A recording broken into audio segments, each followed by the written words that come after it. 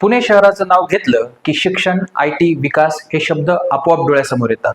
पण सध्या पुणे आणि पिंपरी चिंचवडची ओळख एका वेगळ्याच कारणामुळे चर्चेत आली आहे आणि ते कारण म्हणजे भीषण वाहतूक कोंडी. या वाहतूक कोंडीमुळे लाखो लोकांना वेळ, पैसा आणि मानसिक स्वास्थ्य याच्या स्वरूपात किंमत मोजावी लागत आहे. आता तर परिस्थिती इतकी गंभीर झाली आहे की हिंजवडी IT पार्क मधील काही मोठ्या कंपन्यांनी पुण्याला रामराम ठोकून इतर शहरांचा मार्ग ठरल्याचा दावा देखील केला जात आहे. मग प्रश्न असा निर्माण होतो की पुण्याचं IT हब म्हणून असलेलं महत्त्व धोक्यात येऊ शकतं का?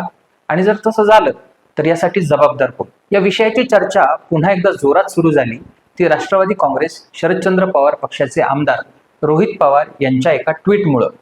त्यांनी पुनावळे परिसरातील वाहतूक कोंडीचा व्हिडिओ सोशल मीडियावर शेअर केला आणि सरकारवर थेट निशाणा साधला. रोहित पवार आपल्या ट्विटमध्ये म्हणाले की हा व्हिडिओ एखाद्या पार्किंगचा नाही, तर तो आहे पिंपरी चिंचवडमधील पुनावळे भागातील हिंजवडी IT पार्कमध्ये काम करणारे हजारो IT प्रोफेशनल्स या आणि आसपासच्या भागात राहतात. याच भागातील विविध IT कंपन्यांमुळे स्थानिकांना रोजगार मिळाला, मात्र गेल्या काही वर्षांपासून हा भाग पूर्णतः वाहतूक कोंडीत अडकलाय. परिणामी अनेक कंपन्यांनी स्थलांतर केलं असून काही कंपन्या स्थलांतराच्या मार्गावर आहेत. खरं पाहिलं तर ही समस्या आजची नाही. हिंजवडी IT पार्क विकसित होऊन जवळपास 25 वर्ष झाली. या काळात IT पार्कचा विस्तार झपाट्याने झाला, पण त्याच गतीनं पायाभूत सुविधा उभ्या राहिल्या नाहीत. MIDC, PMRDA, पिंपरी चिंचवड महापालिका, पुणे महापालिका, सार्वजनिक बांधकाम विभाग आणि NHAI यांच्यात आवश्यक असलेला समन्वय अनेकदा दिसून आला नाही. परिणामी वाहतूक, रस्ते, पाणी, वीज आणि घनकचरा व्यवस्थापन यासारख्या मूलभूत समस्या कायम राहिल्या. या परिस्थितीमुळे मागील काही वर्षांमध्ये सुमारे 40 कंपन्यांनी आपले प्रकल्प स्थलांतरित केल्याच्या बातम्या देखील प्रसिद्ध झाल्या. बार्कलेज, नाईस, क्रेडिट स्विस आणि ल्युमिडेक्स यासारख्या काही मोठ्या कंपन्यांनी पुण्याबाहेर किंवा महाराष्ट्राबाहेर जाण्याचा निर्णय घेतला, तर काही लहान कंपन्यांनी हिंजवडी सोडून बाणेर, खराडी यासारख्या भागांमध्ये स्थलांतर केलं. यामागे सर्वात मोठं कारण म्हणजे रोजच्या रोज होणारी वाहतूक कोंडी. अनेक कर्मचारी 2 ते 3 तास प्रवासात घालवतात.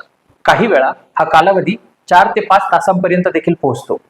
या समस्येवर उपाय म्हणून आता एक नवीन पर्याय समोर येत आहे आणि तो म्हणजे पुरंदर IT पार्क. उद्योग मंत्री उदय सामंत यांनी विधानसभेत या संदर्भात महत्वाची घोषणा केली होती. पुरंदर तालुक्यातील दिवे, कोडीत आणि चांबळी परिसरात नवीन IT पार्क उभारण्याची प्रक्रिया सुरू आहे.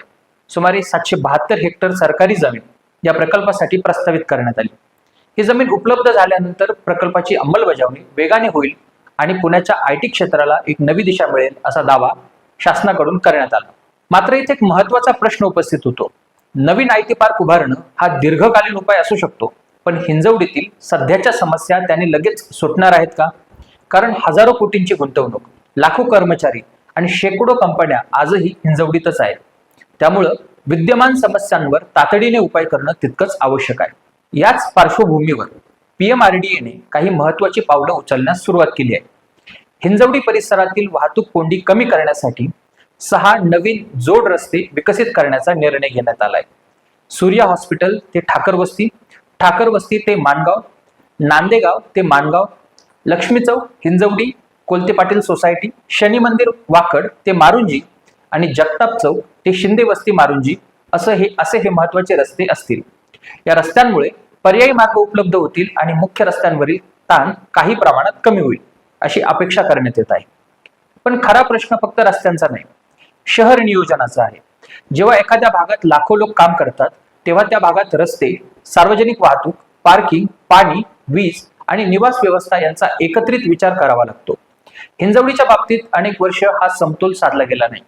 त्याची किंमत आज उद्योग, कर्मचारी आणि स्थानिक नागरिक सगळ्यांनाच मोजावी लागत आहे. आता पुढे काय होणार? पुरंदर IT पार्क प्रत्यक्षात येणार का?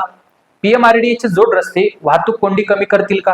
आणि सर्वात महत्वाचं म्हणजे हिंजवडीतून कंपन्यांचं स्थलांतर थांबणार का? हे प्रश्न सध्या अनुत्तरित आहेत.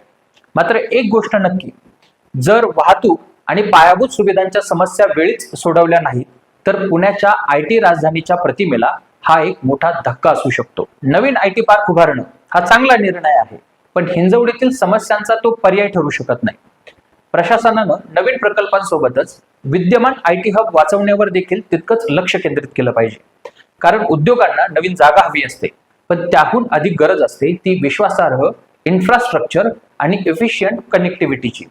जर हे दोन घटक मजबूत केले तर पुणे हे देशातील सर्वात आकर्षक IT डेस्टिनेशन म्हणून आपली ओळख कायम ठेवू शकते. तुम्हाला याबद्दल काय वाटतं ते आम्हाला कमेंट सेक्शन मध्ये नक्की कळवा आणि अशाच माहितीपूर्ण व्हिडिओसाठी बघत राहा डेली सिटी न्यूज.